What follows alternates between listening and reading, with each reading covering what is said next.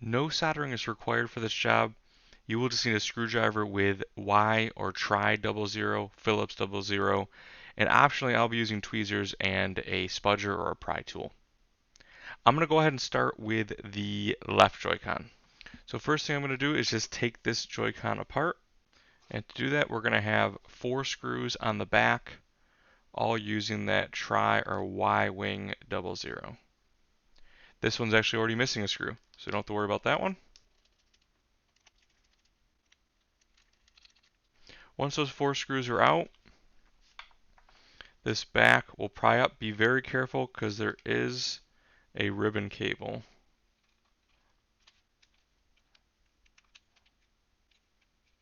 You may end up wanting to take this side rail with you.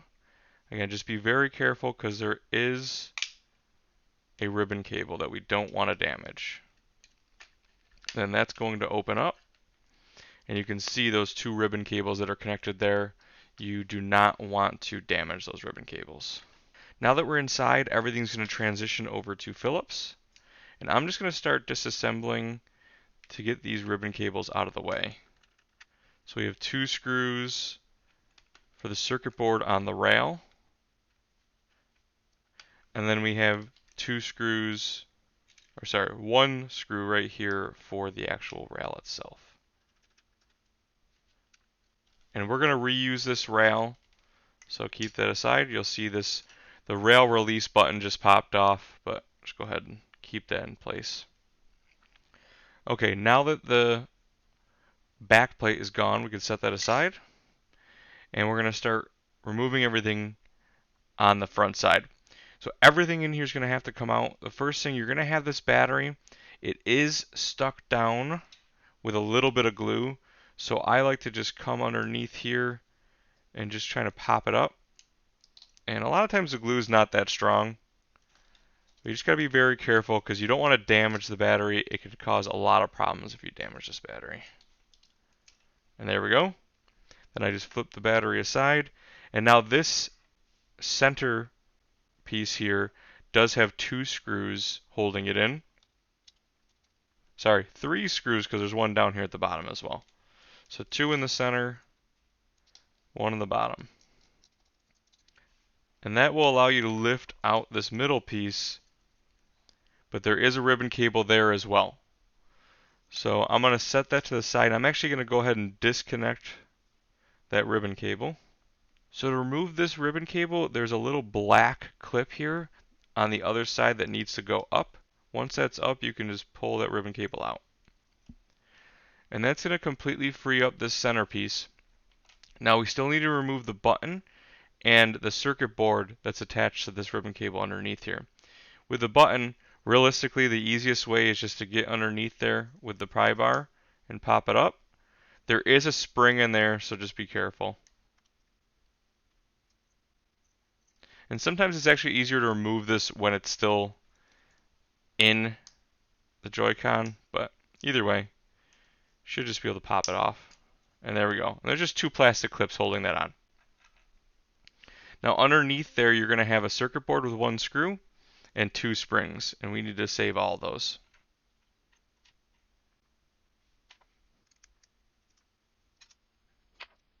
Alright, and there's our centerpiece gone.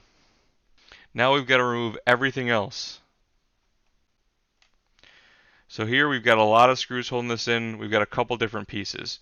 So you've got your L and R button, and that's going to be held in up here. You've got your plus and minus button as well. And then you've got your thumbstick, your analog stick, and your rumble. So first thing I'm going to do is just start taking out some screws here. With this scenario, I like to try and just keep all these ribbon cables plugged in and just transition them over to the new shell.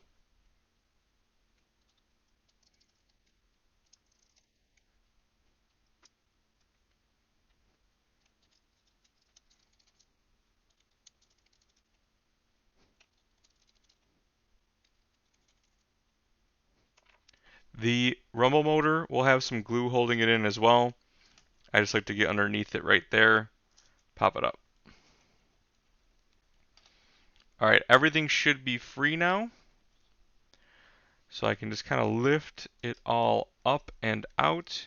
There will be a little grommet holding that analog stick in, but you should just be able to lift all of this out. A little bit of glue still holding this on. Yeah, there was just some glue still holding on that rumble. Okay. So now there are going to be a few things here we're still going to use as well. We've got some membranes that need to be reused. But I'm going to go ahead and pull in the new shell. And this one does have a D-pad on it. A lot of the buttons we're going to get brand new with this specific shell kit, and I will have that listed in the description below. But the membranes will not come brand new, so you will need to reuse those. So I'm going to go ahead and drop the D-pad in. Drop in the screenshot button. And the minus. Once those are in, you can try and peel away this grommet and reuse that. I usually just don't worry about it. Once those are in, we can start transitioning over the membranes.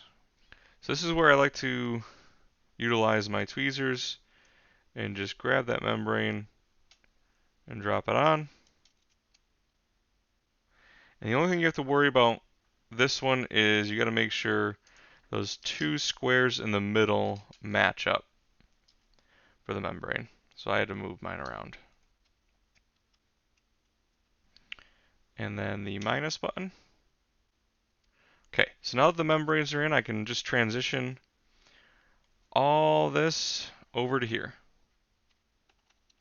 Just kind of place it on top. Got to put the thumbstick through. Make sure the rumble motor goes into place.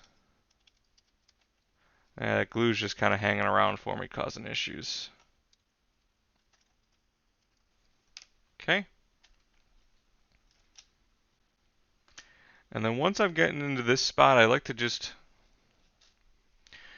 get some screws secured so we can start moving forward and not have it kind of flop around on us.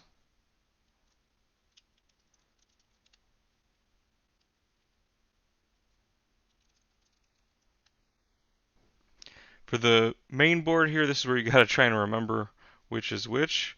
So if you look at the centerpiece, these two are the ones you want to install. Top right, bottom left.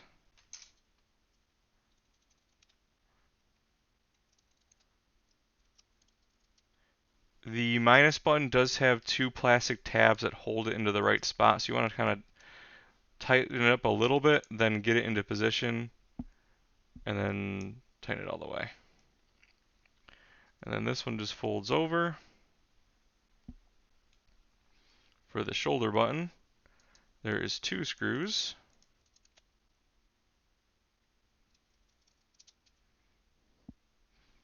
Now we can put the shoulder button on. You're going to need to find a way to get this spring to go on. Stay there. Not like that.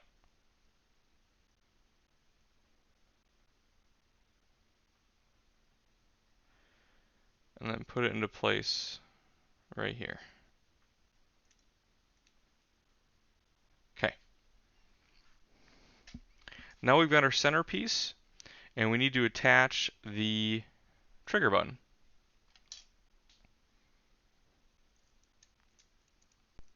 So there's going to be a little hole right up here. One is for the screw, and the other is a guiding pin. And you're just like that. So you see we're kind of at an angle there. And there is kind of plastic, raised plastic to guide you in, as well as a guiding pin.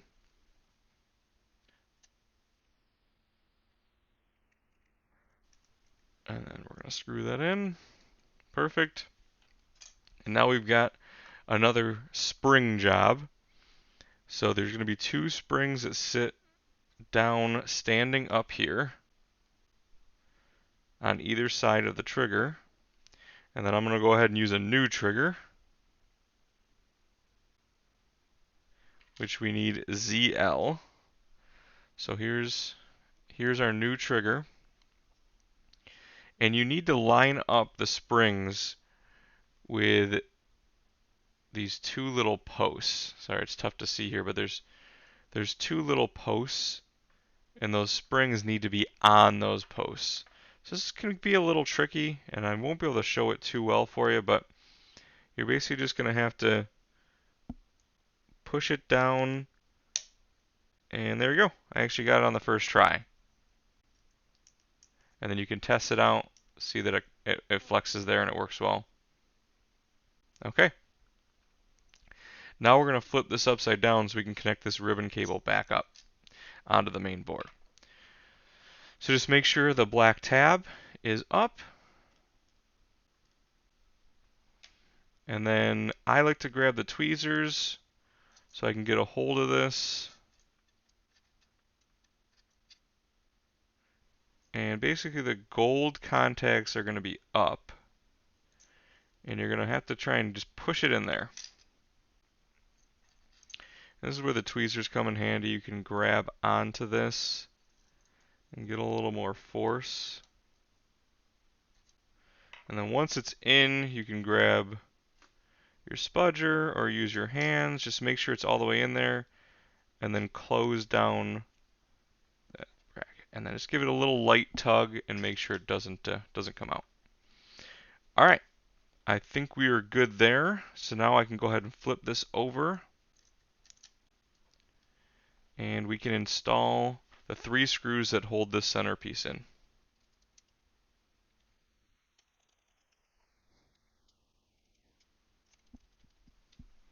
Okay, once those 3 screws are in, we can flip the battery back into place.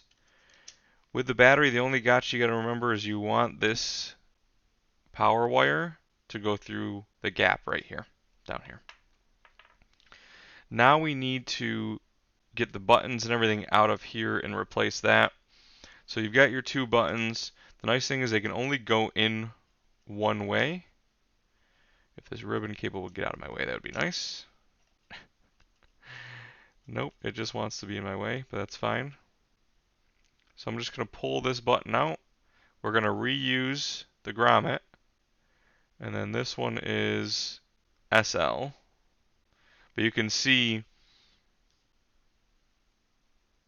with the SL, there's only the 1 tab, and there's 2 tabs on this one. So you can only put it in one way.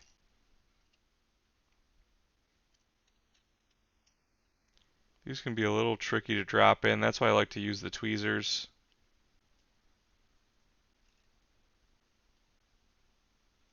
It should kind of just fall into place. And then you can grab the rubber grommet and drop that in as well.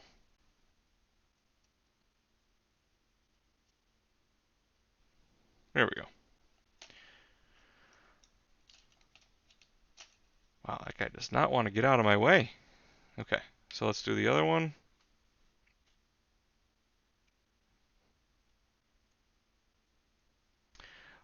Got kind of rough edges on the side of these buttons from ripping them off the plastic. I think that's what's causing it, so I'm just going to kind of scrape at that burr and get rid of it.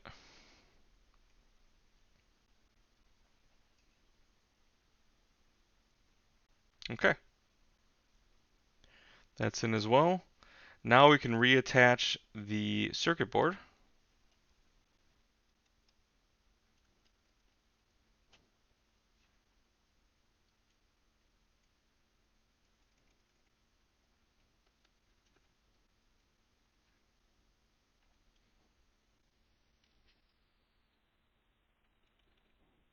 And then don't forget we got to bring our release button back because that fell out.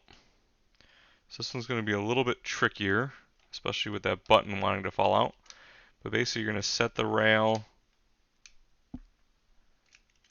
onto here with the release button, and then you'll see that little screw hole right there.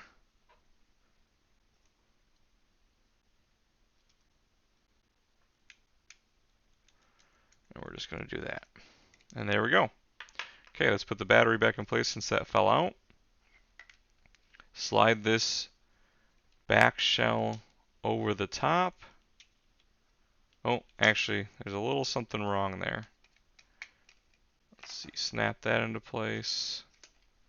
I think the release button might be not in the right position. So let's try that again.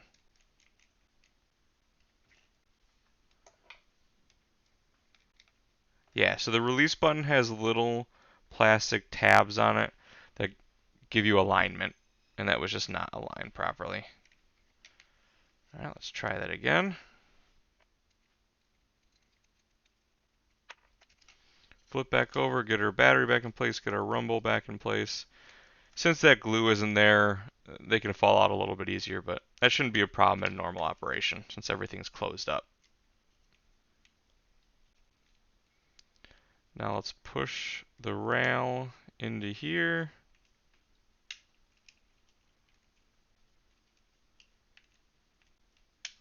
Everything should just snap together. There we go. And now that we're snapped together, we'll put the screws back in the back. So we got to switch back to our Y00.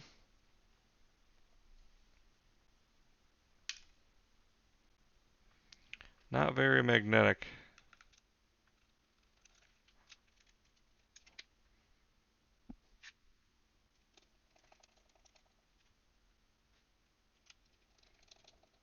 And the actual shell kit came with Phillips for the outside screws, which is nice. And since I was missing one on here, I'm just going to go ahead and use that. And there we go. We've got our left Joy-Con all together. Love that design. Now I'll just kind of press the buttons, make sure everything feels good, make sure nothing's too tight. Everything works. The battery is dead on this guy right now, so got to get it charged up before I can test it. But there's our left Joy-Con. Let's move on to the right.